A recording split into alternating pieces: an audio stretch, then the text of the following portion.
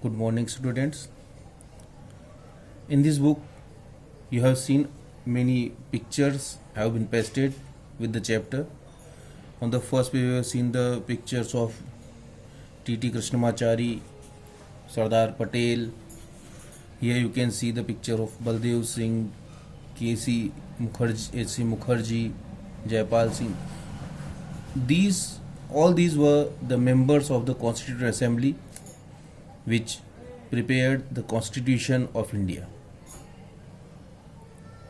So when we study about the Constitution, we should know about all these peoples and their ideology.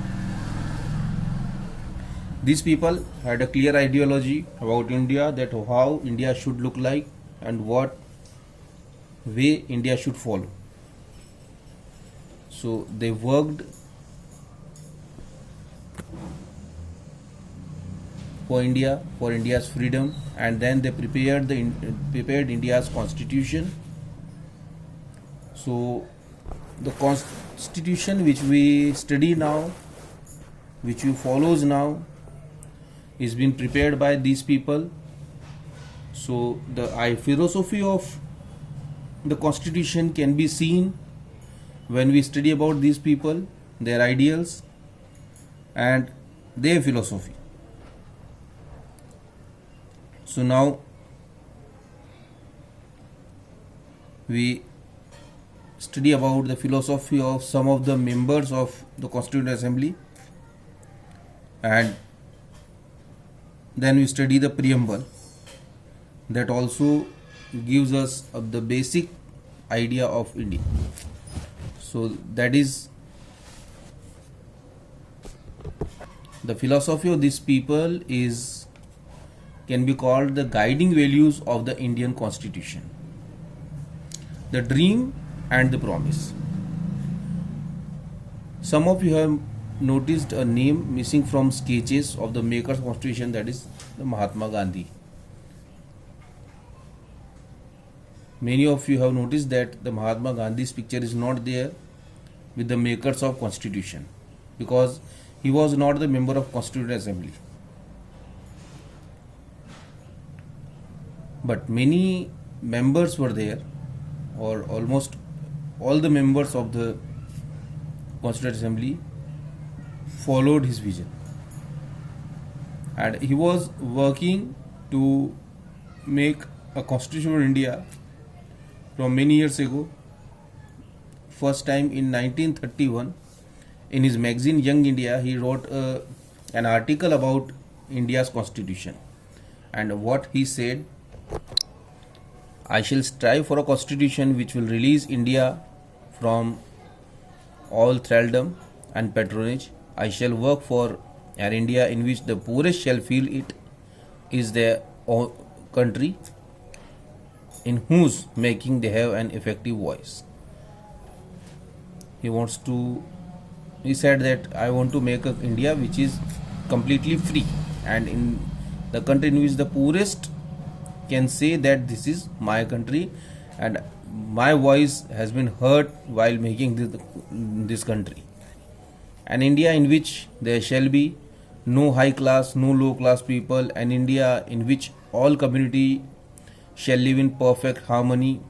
This was his views, and the constitution was made according to all these views. To keep in mind these views, the dream of an India that has eliminated inequality was shared by Dr. Ambedkar as well. He played a very crucial role in the making of constitution. He was the chairman of drafting committee who prepared the draft of constitution, and he had a different understanding of how inequalities could be removed. He often bitterly criticized Mahatma Gandhi and his vision.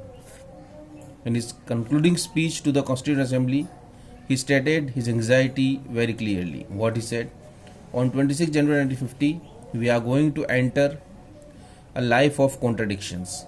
In politics, we will have equality, and in social and economic life, we will have inequality. In politics, we will be recognizing a principle of one man, one vote, and one vote, one value. In our social and economic life, we shall, by reason of our social and economic structure, continue to deny the principle of one man, one vote, one value. This was his views, and he was very much aggressive against the removal of untouchability and the other social issues. The idea of constitution can be seen in the speech of Jawaharlal Nehru as well, which he gave in the Constituent Assembly on 15 August 1947, at the time when India was getting freedom. In his famous speech, what he said: long years ago, we made a tryst with destiny, and now the time comes when we shall redeem our pledge, not wholly or in full measure, but very substantially. So you can read the speech which is given by Jawaharlal Nehru. That was very admirable speech. So all these ideas of the constitution, what ideas we should take in constitution, all these came through the ideas of these people. The Constituent Assembly continuously discussed everything, and then they prepared the constitution. The values that inspired and guided the freedom struggle and were in turn nurtured by it, formed the foundation of India's democracy. These values are embedded in the preamble of the Indian Constitution. All these values are included in the preamble of the Constitution. The guide all the articles of the Indian Constitution, and all the articles which are there in the Constitution are guided by these philosophies. And what are these philosophies? You can read when you read the preamble, you can come to know all these the philosophies. These are the basic values.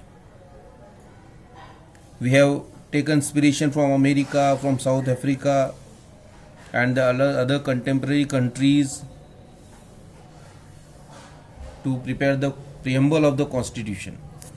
We started the preamble of the Constitution by "We, the people of India."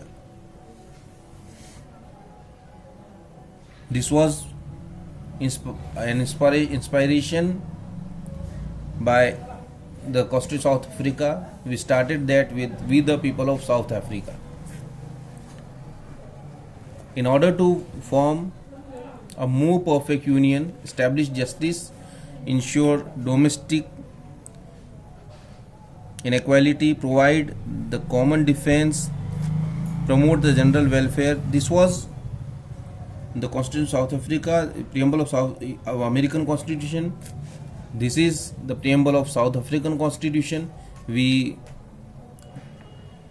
took inspiration from both these and we prepared our preamble, that you can see here. You can see, "We, the people of India, having solemnly resolved the Constitution of India into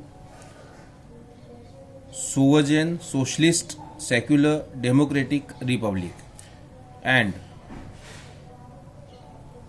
secure to all its citizens justice, social, economic, and political liberty of thought, expression, belief, faith, and worship, equality of status and opportunity, and to promote among them all fraternity, assuring the dignity of the individuals and unity and integrity of the nation." In our Constituent Assembly, this 26th day of November 1949, do hereby adopt, enact, and give it to ourselves this Constitution. So the philosophy or the values that we see in the Constitution: "We, the people of India," it says that it has been drawn by the people of India and enacted by the people of India and their representative, and it is handed over down all the powers to the Indians. Then a sovereign country where people have the supreme right, the socialist country, wealth is generated socially, the secular country where everyone has complete freedom, the democratic country in which we have every person enjoy complete political rights, then republic, the head of the state is an elected person, then justice, citizen cannot be discriminated on basis of any ground, liberty, there is no unreasonable restriction, equality, everyone is equal before law, and fraternity. So all these are the guiding values of the constitution. The constitution based on all these values. We have studied about the values of the constitution, but it is not about the values only.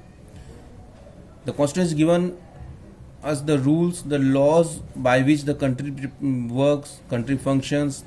It has given us a constitutional institutional design which shares the powers among the people, the language of the country, the legal language, the other language that we should speak, we should work.